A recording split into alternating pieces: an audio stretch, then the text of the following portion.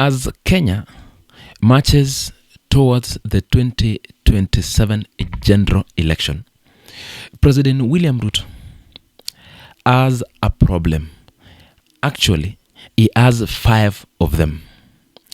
Here are the regions giving him the biggest headache ahead of 2027. This is Mount Kenya, Nyanza region, Western Kenya, Nairobi, and the coast. So now let us get into why each one keeps him awake at night. Talk of Mount Kenya, this is the biggest one. In 2022, Mount Kenya delivered the numbers that put Ruto in State House. Without it, there is no second term. But right now, that relationship is grumbling. The fallout with his former Deputy President Rigathi Gachagua left a deep wounds across the entire region. To add salt on that, UDA Secretary General Hassan Omar made remarks that governors include Waiguru of Kirinyaga and Mutai Kahiga of Nyeri publicly called ethnic baiting. But it goes deeper than that. In Murang'a and Kiambu, 2 of the most voter-rich counties in the bloc, the ground is shifting uncomfortably. 2 governors have declared not to vie using UDA ticket. There is also the factor of Kiaru MP and Ruto's former loyalist, who has grown increasingly an independent in his political position, and his influence across Murang'a is also significant enough to cause a real damage to Ruto's 2027 election. If at all, when someone that is close to you start drifting, it sends a signal to everyone watching. Prominent Mount Kenya leaders are now openly warning the region will not blindly deliver a block vote in 2027. So for Ruto, that is existential threat. Number 2 is Nyanza region.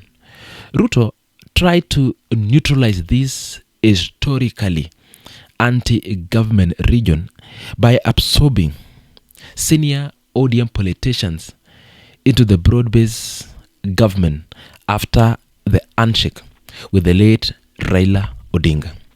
Actually, it was a smart move on paper, but it is already unraveling and unraveling fast. ODM is now visibly split into 2 camps. One camp is willing to continue working with a broad-based government arrangement, seeing it as an opportunity to extract resources and positions for the region. The other camp, led by hardliners like Siaya Governor James Orengo and Nairobi Senator Edwin Sifuna, wants nothing to do with Ruto, and they are actively pushing back against what they say and see as a UDA takeover of ODM identity and strongholds.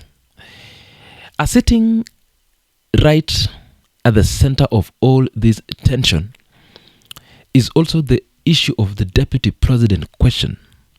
Nyanza's political kingmakers are quietly but firmly pushing for one of their own to be considered for the deputy president slot in 2027.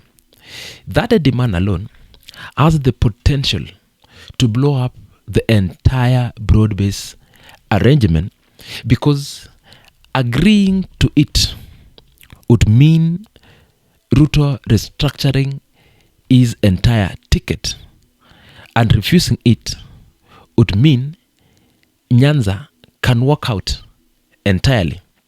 And then there is the electoral zoning dispute. ODM leaders have been over the moon demanding that UDA must not field candidates in Nyanza in 2027, while UDA has flatly refused.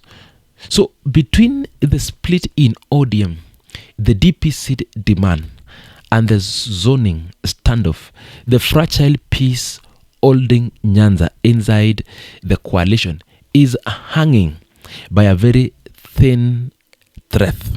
Number 3 is Western Kenya.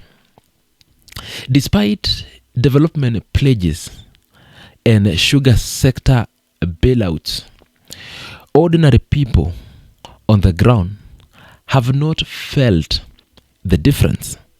But the bigger threat here is Edwin Sifuna.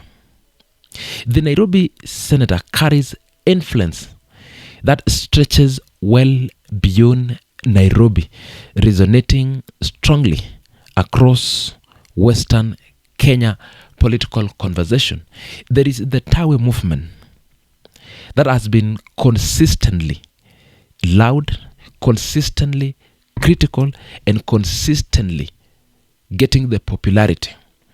And together, their voice lands hard in a region that is already questioning whether the Mudavadi rectangular axis has any real executive muscle within the coalition.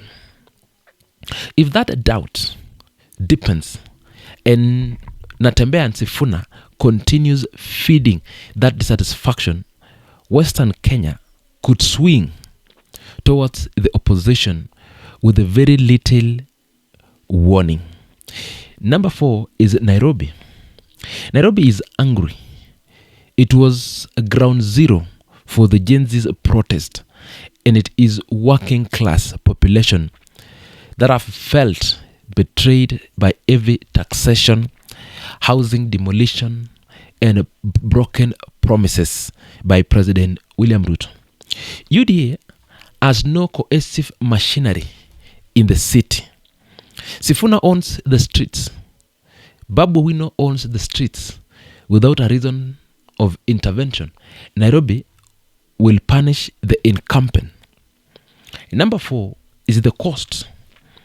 Ruto has invested heavily here, making frequent development tours, trying to flip the region. But the ground is far more complicated than it looks like. There is issues of historical land injustices, unemployment. The fourth issue continue driving deep skepticism towards Nairobi. And the political landscape at the coast is increasingly crowded with forces working against President Ruto. Kalonzo Musyoka, for example, has been quietly but deliberately building influence along the coastal corridor, offering the region an alternative opposition anchor. Then there is Mohammed Ali, the former Chicho Pevo investigative journalist turned Nyali MP, whose grassroots credibility and independent strengths make him a difficult figure for any political machinery to control or to co-opt. And then came the most damaging development of all. Hassan Omar, UDA own Secretary General and the coast native, the man who was supposed to be Ruto's most trusted soldier in the region, made a public blunder that derailed the entire charm offensive. But it didn't stop there. Omar has since been seen gravitating towards the growing influence of political camp for Gachagua, which has sent a shockwave through Ruto's cost strategy. Losing your own regional pointman to your most prominent political rival is not just an embarrassment. It is a signal to every undecided voter at the coast about which way the wind is blowing. Local youth and traders are now openly hostile. The coast remain deeply unconsolidated as far as 2027 approaches. So if these 5 edicts intensify simultaneously and the ODM alliance collapse, Ruto just face regional resistance. William Ruto isn't facing regional resistance. He is facing a united multi-regional coalition running on one shared fuel dissatisfaction, and that is far harder opponent to defeat than any single politician.